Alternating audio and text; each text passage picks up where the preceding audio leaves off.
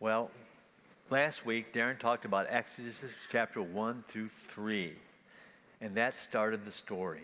But before we get to that, there's a couple of things we'd like you to have in the background. And one is, salvation happens in a moment. And as we looked at what's called being next, that was all of us here, or most of us here, our first calling. Our first calling was to salvation. And we gave up everything. We gave up everything to follow Christ. But discipleship, it's a process that happens a lifetime.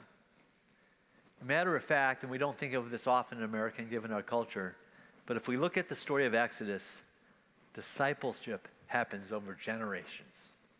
This story, before Moses was born, is 400 years in the making. That's 20 generations. That's a lot of grandkids, isn't it, Ray? It's a lot of grandkids. That's a lot. And so our actions today, our decisions today, can affect 20 generations out. God thought 20 generations out to think of Moses coming to save the Israelites. So our discipleship starts now and continues on to our kids, our grandkids, our friends, and you can impact so far in the future you can't even imagine it. The second thing Darren talked about was God has a plan, which is sort of what I just said, isn't it? God's plan in this story is about 400 years in the making so far, and we got a few more years to go. But God had a plan, and from the beginning, God knew he would make a way for it to happen. And that's what we need to remember as we look at what might be next for us, is God has a plan. We probably don't know what it is. We probably don't want to know what it is. Imagine if he told Moses, yeah, you're going to go to the desert for 40 years. Everybody's going to die. People are going to rebel against you. But then everybody's going to get to the promised land. Maybe we don't want to know what the plan is. But he has one. But he will make the way. He made the way for Moses and the Israelites, and he'll make the way for us. So let's recap what happened in chapters 1 through 3. It starts with Joseph being promised that the Israelites be taken to the promised land at the end of Genesis. 400 years later, all the people and all the pharaohs that knew Joseph, and why did Joseph come to Egypt? He saved Egypt. He got them through the famines. He got the Israelites through the famines. Well, all the people knew about that had died. And the new Pharaoh's going like, there's sure a lot of Israelites around here. And if they got together, they may cause a war we can't win. I think I'll enslave them. That would be a good solution. That will slow them down. So he did it. He enslaved them. Well, they kept having kids. It didn't slow them down. His next choice was, well, I'll just kill all the firstborn males. That will slow them down. And hence, now Moses is on the scene. Moses' mother has a baby. It's called Moses. And she hears about Pharaoh's going to come kill all the male children, all the male firstborn children. And I don't know what meeting this happened in or how they came to the plan, but the plan was to put the baby in a basket and send him down a river. I don't know who came up with that plan, but whoever it was God's plan. So they put the baby in a basket, but just to make sure everything's great, Moses' mom says, hey, little sister Miriam, right? Is that right? Miriam, go watch your brother as he goes down the river. That will take care of it. Imagine if I came to you with that plan. Well, as it went, Moses got stuck in some weeds. It's not going good so far.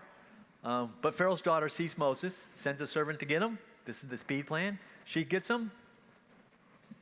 Moses' sister's Johnny on the spot, man. She jumps right in. Don't you need a nurse maid for that baby? And Pharaoh's daughter goes, by the way, I think I do. So sister runs back, gets mom, brings mom. She gets to raise Moses in Pharaoh's house. Moses is saved from the slaughter. What happens next? For 40 years, Moses lives in the Pharaoh's house, and he's educated by the Egyptians. But while he's there, he's watching his people suffer. Because if Pharaoh's still concerned about these Israelites, he's making the slavery more brutal, and the Israelites start crying out to God. They start crying out to God. But what was Moses' solution? Well, Moses was a passionate man. How do we know this? Because one day he got mad, and he saw an Egyptian beating an Israelite, and he thought it would be a good idea just to go murder that guy. Of course, first he looked around, made sure nobody's watching. But as often when we think no one's watching, someone's watching, our sin gets found out. And the next day, he's trying to correct some Israelites who are having a little spat. And they look up and say, what are you going to do? Come down and kill us too? And Moses' heart sank. It wasn't a secret. And if Pharaoh finds out, I'm dead. So he runs to Midian. And he gets to a water well, probably to get a drink. And these lovely ladies show up. How nice. Ran to a foreign country and meet some lovely ladies right off the bat. And they're getting water for their flock. But then the male shepherds come, and men being men, then and now, they say, hey, no, ladies, you can wait to the end. We're going to get the water for our flocks first. Well, Moses stepped in. He said, no, you guys are going to wait. And I'm going to help them get water for their flock. And therefore, these ladies got to go home to Dad early. And Dad was like, hey, ladies, kids, what are you doing home early? And they said, well, this man at the well, he held the shepherds back because we were there first, and he helped us water the flock, so we got to come home early. Isn't that great, Dad? And he goes, well, where is he? We should feed him. We should offer him food in our house. So they go get Moses, bring him back. And not only does he give him food, he gives him a daughter. I thought that was kind of quick. And when they gave him food and a daughter, all in the same sentence. And he got married. And he had kids. And Moses was happy. He had a new life in this new land called Midian. And he had kids. And his father-in-law loved him so much, he put him in charge of all the flocks. And Moses tended to those flocks. And he just sort of forgot about those Israelites that were suffering. And he was having a good time. 40 more years. They like 40, I guess, in this story. So we have 40 more years. Moses is now 80. He's now 80. Anybody here 80 or plus? Do I have I got one back there, all right? 80 plus. He's out there with the flock in the heat, in the mountain. Sees a burning bush, but it's not burning, but it's a burning bush. He investigates. He hears the voice of God. He hears the voice of God. And that's where the story ended last week. And that's where we pick up. We pick up at the calling. So what we're going to talk about today, when you hear the voice of God, when you're called to what is next, what excuses or reasons are you going to have to give up to answer that call? And when you do that, the call would be clear. But it'd be useful for me just to maybe explore this thing as what's next. Because sometimes we think what's next has to be something big. I'm not saying we all need to leave the United States and go to some foreign country and bring everybody here. That might not be our call. It might be, but it might not be. It could be your call is just to reach out to a neighbor and start spending time with them. Your call might be to change jobs. Your call might be to change your evening routine so you'll be closer to Christ. Your call might to start doing nonprofit work. I don't know what your call would be, but I want you to listen today. Just what may be God calling you to next. And one of the things he might call us to next is to stay where you are, do what you do, and do it joyfully and thankfully with gratitude. That could be your call. I don't know. But let's keep listening and see what we got. I'm going to break this discussion down into 4 topics. And I'm going to have each topic, I'm going to cover like how Moses, from his eyes, then I'm going to talk about it from Tracy and I's eyes, how he experienced that topic, and then I'm going to invite you to consider it. The first topic will be, what type of people does God call to what is next? The next topic, how are we called to what is next? What are we called to surrender to go to what is next? And what results is God promising when we move to what is next? So, first topic. God calls broken people. We've all heard that saying, right? As I was thinking about this sermon, that's actually kind of repetitive, isn't it? God calls people. We're all broken. How are we broken? We're all broken differently. Maybe it's something we did that we regret and we can't forgive ourselves for. Maybe something was done to us and we can't get past it. We've all had some kind of traumatic experience. But how was Moses broken? Well, let's look at Moses. Now remember, we're looking at him. How was Moses broken and what excuses he'd have to surrender? But let's remember the calling and who he is. First, he's a shepherd, okay, over sheep with a couple kids, okay? God's asking him to be the leader of about 1 million people and lead them through the wilderness to the promised land. Oh, those are good qualifications so far. Yeah, well, he can do that. He's been a shepherd before. What else did he have in his past? One, he had a traumatic experience. What was that experience? He was put in a crib, put in a river, and sent down the river as a baby. Those kind of things stick with you, remember it or not. He was raised in the culture as an Israelite, in the Egyptian culture as an elite, while his people were at the bottom of the economic class. So I'm sure his people looked up at him and didn't appreciate it, and I'm sure the Egyptians didn't accept him. So he basically was alone during that time. He spent 40 years watching his people suffer. He killed someone. When he was called by God, he questioned God's opinion about whether he could do it or not, and he was a self-proclaimed poor speaker. In his mind, really? The guy with all this stuff has the qualifications to lead 1 million people? I don't think so. But I also want us to remember we have strengths. What were Moses' gifts and talents? Well, one, he was passionate. Yes, the passion was misapplied when he killed the guy, but he has passion that God can use. He was educated. He understood the Egyptians and the Israelites. He stood up against bullies. He stood up against those shepherds.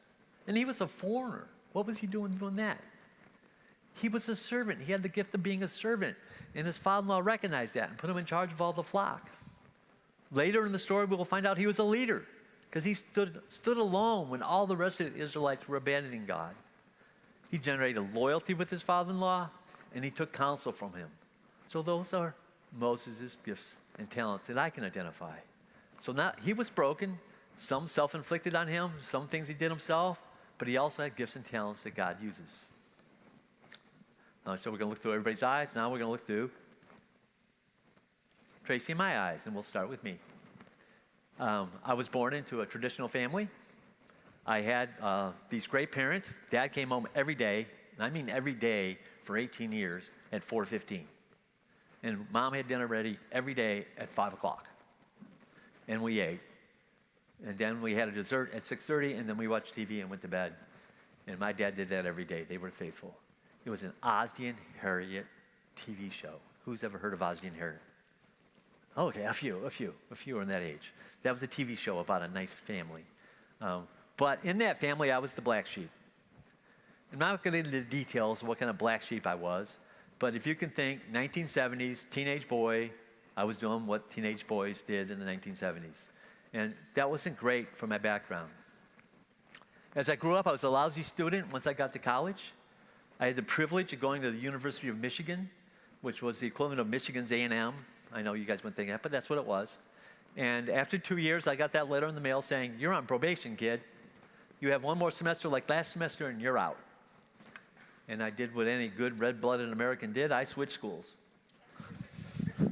I went to Eastern Michigan. I still was a lousy student, but I managed to graduate with a 2.7 average. With that kind of average, that allowed me to move to Texas instead of get a job in Michigan. And that's why I'm here. So, not a great thing to have in your resume. In my mid-20s, my faith, I had lost hope that I could live the Christian life the way I thought you were supposed to. My reference point was 1 John, and I said, there's no way I can do this. For 5 or 6 years, every Bible study I was in, or small group, what we call them nowadays, that would be my conversation. This is hopeless. We can never do it. We can never live this life. And so I was kind of a hopeless human being. But all that had an overriding weakness that I had is that I'm an anxious human being. I've always been anxious, and I've always been nervous. When I was 5 years old, I can remember playing another test here. It's coming. Get ready. I was playing this game called Stratego. Anybody play Stratego? Yeah. All right, a few of us. And Stratego has all these little pieces you have to pick up. And when I was 5 or 6, my hands would shake. I'd be so nervous. that I ended up dropping them. Therefore, nobody wanted to play Stratego with me because then it knocks over the pieces. You got to start all over. It just wasn't good. That nervousness continued until I was in middle school. One of the things I remember was playing in the band. I was in the band, and the band director could hear me play, and he said, "You're pretty good." And I was a trumpet player, so he made me third chair out of 10 trumpet players. And that was great. That was great for my self-esteem. But I still had this anxiousness, this anxiety that kind of dominated me. And so when the fourth chair challenged to take over my chair and you had to perform solos, as a solo, I couldn't make it make a noise. It wasn't like I was out of tune or was off beat. It was just literally, it was embarrassing. It got worse when for some reason, despite that, the band director must have thought I'd grow out of it, maybe have a solo during a concert. And that was going to be really bad. But luckily, my nervousness won. And when I went to stand up to do my solo, my foot kicked my chair, and we were on risers. The chair fell off the riser, knocking me off the riser. I fell down and threw my trumpet up in the air, and the guy next to me caught my trumpet, but I didn't have to play that solo. That's who God's using with me. As I'm up here talking to you, oh, how many of our people are here? I still have all that. I still have all those things going on in my life, but I'm still able to answer the call to be here. What are my positives? I do have gifts and talents God's given me. My father and mother gave me a great work ethic. As I already described, Dad went to work every day. My mom did her work every day. I have a very strong work ethic. I, like Moses, I have a heart for the underdog. I didn't fight a lot in school, but when I did, it was always against a bully who was picking on somebody. And I was a little guy back then. I'm naturally generous. I've never had a concern for money. I've always had open hands. It's not something I had to work on. I have the ability to focus, so I can work either on intellectual stuff or physical stuff for long periods of time without a break. I'll be able to do that my whole life. It's a little bit less now, but it's still pretty good. Still can outwork my boys. I'm insightful, so if someone has a problem, they talk with me, I can usually get to the root of the problem quickly. And most importantly, here's my biggest strength. I chose a wife above my pay grade. Therefore, I got her strengths to join my team. And she has a passion for healing bodies and relationships. She has the ability to serve others during crises. How I notice that is, even people don't particularly want to be around Tracy. If they're in a crisis, she's the first one they call. She just serves them. She doesn't care what they think about her. She has an insatiable desire to improve, and she's forgiving and non-judgmental. So I have all this stuff going on, my anxiousness, being a poor student, getting distracted instead of studying, but I also have all these strengths that God can use. What about you? What are some of the excuses you might have for not answering the next call? Maybe it's something you've done that you regret. Maybe it's something that's been done to you that you can't get past. Maybe you have some kind of physical restriction, some kind of handicap that thinks, well, I can't do that, God. Maybe you have some kind of past trauma like Moses had in your childhood. Maybe you have an addiction, whether it be alcohol, coffee, cigarettes, working. The addiction list is long. And us with addiction personalities, whatever we're doing, we tend to overdo. Maybe it's your IQ. Maybe you don't think you're smart enough. Or maybe you're too smart. Maybe it's your emotional stability. Maybe you have these wild ups and downs all the time, therefore God can't use you. Or maybe you've spent years developing bad habits, and you can't kick them, so God can't use you. But what strengths do you have? I know you got weaknesses, because you're here. And you want to find solutions to these things. But maybe we just embrace our weaknesses and acknowledge our strengths. So maybe you're compassionate. And some of these aren't mine. That's not one of mine. Maybe you naturally have empathy. Definitely I don't have that. Maybe you're generous. Maybe you have a spirit of mercy. Maybe you're intelligent, physically strong, mechanically inclined, willing to serve, emotionally stable, organized, thoughtful, quick on your feet, relatable. There's a lot of strengths that you could have that you should acknowledge and thank God for, because they're gifts. And you have your weaknesses. You get to have both. And I'd like to expand this discussion to the church. Because there's a lot of people in this room. Therefore, we have every excuse and every weakness in the planet right here sitting in this room. Between all of us, we got every reason for this church not to serve God, because there's so many things we've done that are inconsistent with how Christ would have us behave, so many things we've thought about, some of the things we haven't processed that happened to us. So as a body, we have many, many excuses why we can't move on to what's next. But we also have every talent that God's given to man represented in this room. Maybe I'm not naturally compassionate or empathetic, but someone in here is. Maybe I don't naturally have mercy, but somebody in here is. Maybe someone in here is not very generous, but I am. So with this group, we have every gift that God's made available for us to do what's next. And all we have to do is acknowledge our weakness and not be judgmental towards each other and just, yep, that's how it is. But God's calling us to do something, so let's get to work. The next question is, how did God call Moses, and how does he call us? I think Moses had it easy. I could do this. If there was a burning bush that wasn't consuming, that talked to me, I think I'd answer the call. And that's how Moses was called. And that didn't happen very often in the Bible. I think the dove came down when Jesus was baptized. I think an angel wrestled Jacob. There's some things that you had, like the supernatural in the present. But most of the time, that's not how we're called. And Moses was also called with a very clear message. Go to Pharaoh, tell him to let my people go to the Israelites, tell them to follow you, and get out of Egypt. That was pretty clear. How have I been called? In different ways. So I had like 5 ways I think I've been called. There's probably more, but 5 I thought of. But the first one that I didn't count, and you've all been called this way, which we talked about earlier, you've all been called to follow Christ. That was your first calling. And that happened differently for each one of you. Sometimes it was private prayer, someone was in a church, someone was a friend, someone was a girlfriend. You've all been called differently. But as things move on, I've been called to what's next. Let's look at some of the ways I was called. Well, remember my story about it being hopeless in my 20s? My faith wasn't going anywhere. It was actually going downhill pretty fast. I wasn't pleasant to be around in church circles. I was still able to work. I still had my, addiction to work. And I was praying privately one day, probably around 27, 28 years old, and asking God about this. Like, this is hopeless, God. I'm never going to be able to live without sin, and that's what you told me I have to do. What are you going to do about it? And I heard a very loud voice in my heart. Get to work. And I lived off that message for years and still do. God just wanted me to get to work in the church. He'd deal with all my sin. He'd forgive it. He'd promise me to repent again. He would take care of it. I needed to get to work. And that's what Tracy and I did. We got more active in the church. We went back to our puppet shows, teaching classes. We started studying basic youth conflicts and peacemakers, and we just got to work in the church. Another way Tracy and I have been called was through private retreats.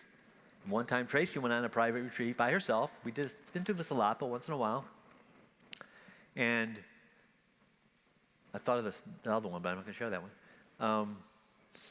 She came back after 3 days of fasting and being alone. There's a little Catholic retreat house in Dickinson, which is great for this. And I'm eager to hear what she has to say.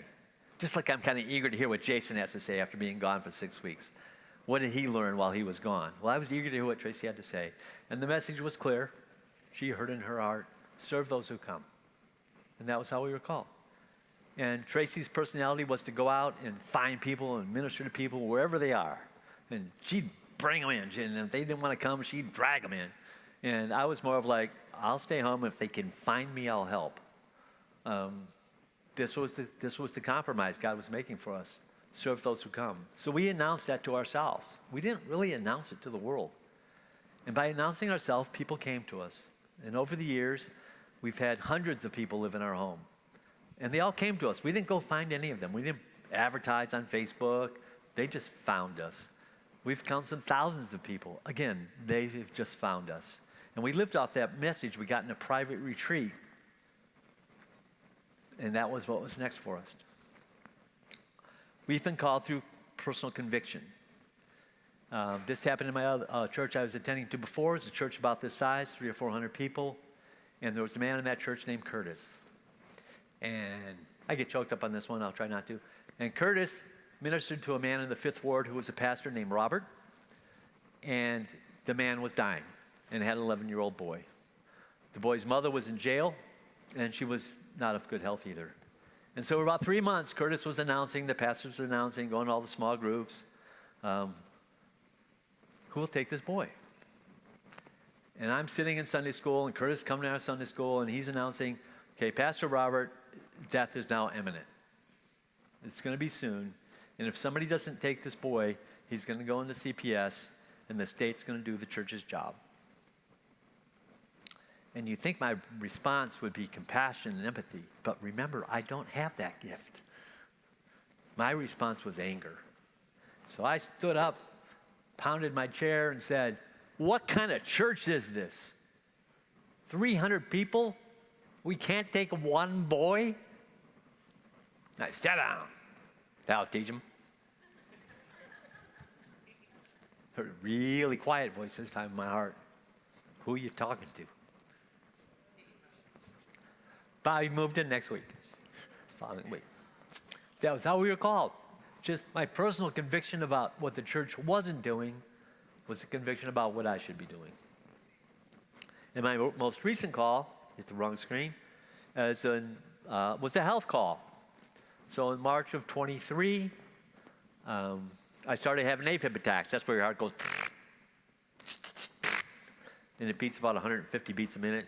And the version I have, everybody has different versions, I found out, now that I'm an expert on AFib, was about 150 beats a minute, and it lasts for about 15 hours, which means the next day I was exhausted. And then I'm worried. You go to cardiologists, you go to doctors, and it was happening like at the beginning, about every 60 days I'd have an attack, and I'd get all worried, and then so I'd cut out coffee, and then I'd cut out chocolate, and trying to cut out caffeine, and but by December came, so about 8 months later, they are now happening every other day, which was making life unfunctionable. Plus, because they were happening, remember what's my primary weakness? Anxiousness. Now I'm really anxious. If I'm talking to you, I'm talking to Gary, and Gary would say anything. Wouldn't matter what he said, I'd start feeling anxious inside. And then I'd start worrying about an AFib attack. And I'd tell Gary, you need to leave. I need to be by myself. And I was starting to do that to my kids, people that work for me. I couldn't be in the room with anybody because I was worried about having an AFib attack. So, given my background, I don't recommend this. This isn't a recommendation. It's just how I was called. I had two choices. I could go to a heart doctor, which I had been to, and he could do an ablation, and sometimes that works, and sometimes it doesn't. If it doesn't work, then I get a pacemaker, and most of the time that works. So there was a medical solution to my problem. But I also had a training in my background, and my wife had extensive training in it, more than I did, and a philosophy to consider is if there was something wrong with my physical heart, there was something wrong with my spiritual heart. And if I attend to both, they both would get healed. And I decided to take that approach. And I had a mentor from years and years ago that helped me with part of that. And I had my lovely wife who'd been teaching that stuff for years and years. And so for the last 5.5 months, I've been doing that program. And my heart has been healed physically. And Tracy would say I'm a little bit kinder than I was.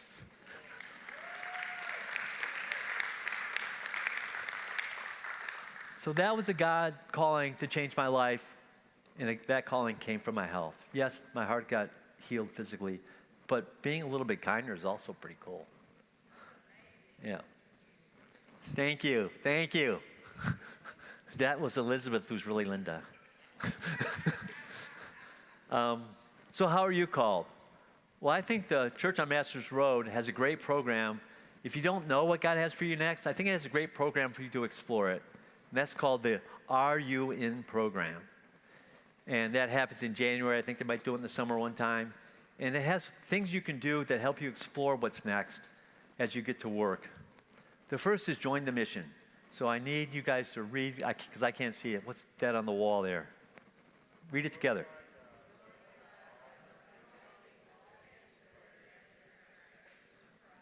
Okay, now let's do it a little bit better now that we've had a practice run.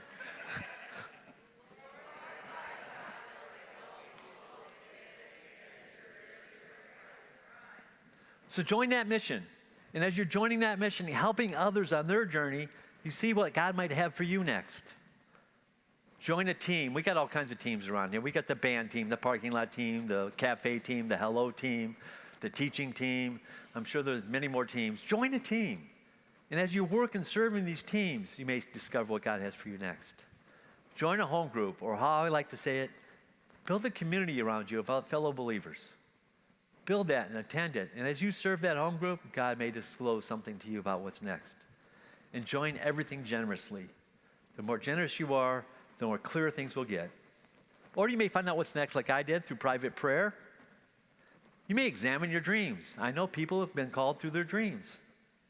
Listen to what other people are saying about you. They may give you some hints about what will be next. In my case, listen to what your body's saying. But I think the best way, I do have my favorite, for you to find out what's next. There's someone you need to listen to. Listen to very, very carefully. Because this person usually knows what's next for you. And you can guess that is you. You know yourself well. You're Christians. You're following Christ. And usually he's revealed to your heart something else he wants you to do. It doesn't have to be something brand new. It can be something in addition. But he's revealed to you something he wants you to do. And you've been having some excuses and reasons not to do it. And it's time to give up those excuses and do it. So those are all the different ways you may be called to what's next. And after you've been called, before you accept, we should count the cost, right? What did Moses have to surrender? Well, first, he had to leave his extended family. If I said a couple times, he had a pretty good gig. He got a daughter, he got a job, he got a place to eat, he had a home, a place to live, and he was there peacefully for 40 years. He had to give all that up, which means he gave up being comfortable. He had to give up being a follower of his father-in-law to being a leader of 1 million people. He had to ignore his own opinions about his own capabilities. He had to give up his personal safety. In other words, he gave up everything to answer the call. And sometimes us Christians get concerned about giving up everything. And then my lovely wife reminded me as I was preparing the sermon, we already give up everything for whatever we're doing now. We're already giving up all our time, all our money, all our opinions, all our judgments about what we're doing right now. So maybe we want to give up everything for something else or something in addition to that. And it's usually going to be different things. So let's look at that. What did Tracy and I have to give up? When I had the calling to get to work, I basically had to give up my opinions about how holy I had to be before I could serve in the church. When we answered the call to serve those who come, I had to give up my privacy in my home, my money, time. But the main thing I had to give up for me, and Tracy probably, is my opinion that I had this opinion that if I let you move into my house, and I'm going to pay for all the food, and I'm going to pay for your transportation a lot of time, and I'm going to give you my community, if I'm going to do all that, I expect you to improve. I had to give up that opinion. I had no control of whether people improve or not. That is completely up to them and God. And that was my job, was to provide those things. And then God got to do what he was going to do. Whether he wanted to produce the results that week, that month they were there, that year they were there, some people were there 5 years, he produced the result when he wanted to. And we saw that get produced long after people left. But we got to see it most of the time, and sometimes we never got to see it. When I took in Bobby into the house and answered that conviction, I basically had to give up my opinion that the church was selfish. And the other primary thing I had to give up, which I didn't think about when I did it, is I had to give up my opinions about how children should be raised. Because now I had 3 guardians. And my method of discipline in my home was not acceptable to them. And I had to give up that opinion that my way was right. And if I don't do it my way, my children won't turn out. Well, they turned out fine. They turned out fine. So I had to give that up. When I gave up, did I talk about the garden? Did I talk about that? I missed the garden. I'm going to go. Can I go back? Okay, thanks. One other way we're called. Sometimes you're called by something on the outside, somebody outside your life. So at a point in my time, it was about 4 years ago, I think, for no reason, no good reason, except for I wanted to, completely selfish, I bought a tractor. Did not make my wife happy. She didn't get mad, but she let me know, why are you buying that, Don? What do you need it for? Because I want to. What do you need it for? I don't need it for anything. I just want a tractor. So I bought one. Don't advise it. A couple months later, Tracy said, I think you need to do something good with that tractor. Deep sigh. I was happy just letting it be parked there. Maybe ride the grandkids on it once in a while. Said, okay, I'll do a garden at the church. Maybe that's what I should do with this tractor. So I called Jason. Hey, Jason, can I get together? He says, yeah, I'll meet at Bighorn, have a cup of coffee. And we get there. I sit in the booth. I'm there first. He shows up. He sits down. But before I say anything, he puts his hand out. He says, Don, I got something I want to talk about before you talk, and I don't want to forget, because I'm going to ask you this. Sure, Jason, what's on your mind? He goes, I'm going to do a sermon series on the garden, and I'd like you to build a garden in the back of the church. God called me. Now back to where I was. What did I have to surrender for that garden? Well, basically a little bit of money and some Tuesdays and Saturday nights, Saturday afternoons. I didn't give up a lot for the garden. We had a lot of fun. But I had to give up something. I had to surrender those things. For my health call, what did I have to give up? Well, that was pretty much everything. I gave up what time I got up in the morning. I gave up what I ate in the morning. I gave up what I did in the morning. I gave up what time I was going to eat lunch. I gave up what I was going to eat for lunch. I gave up who I was going to talk to and what I listened to during lunch. I gave up my evening traditions. Gave up what I ate in the evening and who I talked to in the evening. I gave up when I'd pray and how often I'd pray. I gave up everything to get the result of healing my spiritual life and healing my heart physically. Was it worth it? Yeah. And am I still on track? Yeah. But talk to me tomorrow. It's a one day at a time kind of thing. But I'm doing good so far. What will you have to surrender? Well, we already talked about you're going to have to surrender everything to answer what's next. You're going to surrender, I think the hardest ones are your opinions, the desire to be right, sometimes the relationships, your money, time, comfort, and safety. Count the cost as you answer the call. It will cost you something. But remember God's promises. You have to look at the future through God's eyes. And what did God promise Moses? He promised they'd get to the promised land. And we had 40 years, then we had 40 years. Let's see, he was with the Egyptian 40 years. He was the father about 40 years, and then he was in the wilderness for 40 years. But they finally made it to the promised land. What did God give me? After all these things I'd called to, all these different things, and all the things I gave up. Well, the one that I think about now, and it's been my prayer for a number of years now, the way I say it as a man is I hope to be a little bit less grumpy tomorrow than I am today. A better way of saying it is I hope I can love a little bit better tomorrow than I am today. What did God give me to where I can see that? And I'm fortunate. I really know I'm fortunate. It's grace that I got to see it. I have 5 kids. I got 2 daughters over there with a little grandbaby. And they have 5 spouses. And when they come over for Christmas or Thanksgiving or game night or a party or just because they're all over, Tracy and I will sit, especially after they leave, sit down and marvel how we have 5 kids and 5 spouses who all get along. There's no backbiting. They just love each other. What better reward can I get for answering all these calls? And my kids love each other. And really as I looked at my life, I've been a Catholic, I've been a Pentecostal, I'm here now. I've done a lot of different things. I've been with Campus Crusade for Christ. I've been with other college ministries. And I kind of boiled it down to love God and love my neighbor and love my enemy. That's my whole theology. And I got to see my kids embrace that. Does it get better? So what is God promising you as you see what's next? Well, listen, I bet you can hear. I bet you can see what God has for you next. And you can see what he will give you when you answer that call. So in summary, I'd like to say it all again one more time. Moses gave up his comfortable life to lead the Israelites out of Egypt to the promised land. It cost them everything, and they made it. I've given up the things you heard me give up to get to a place where I can see people love each other.